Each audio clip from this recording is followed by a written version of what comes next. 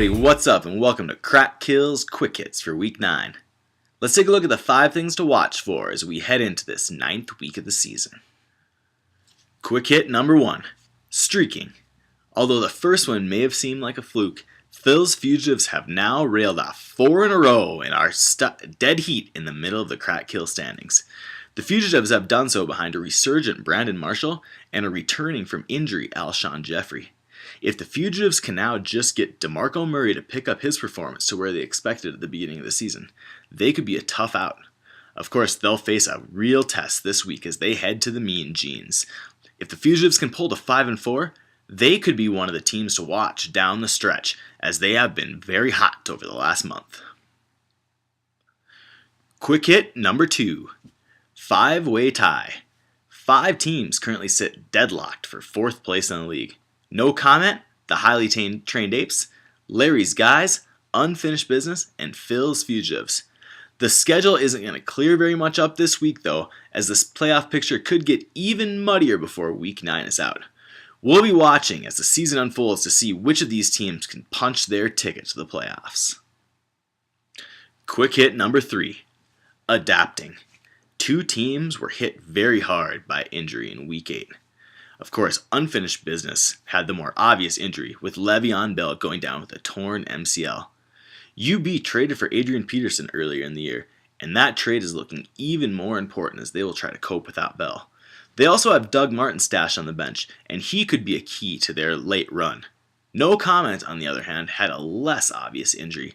Keenan Allen made a great touchdown catch to end the second half, but never returned to the game, and news continued to get worse for No Comment as Allen first was revealed to have a kidney injury and then was placed on injured reserve with a lacerated kidney, ending his season.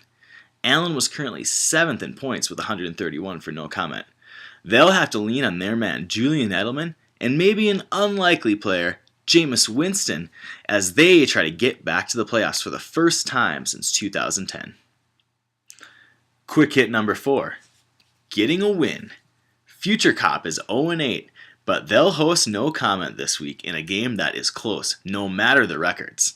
The Cops actually own a 5-4 advantage in the all-time matchup between these two teams, and as we said, we throw out the records when they meet.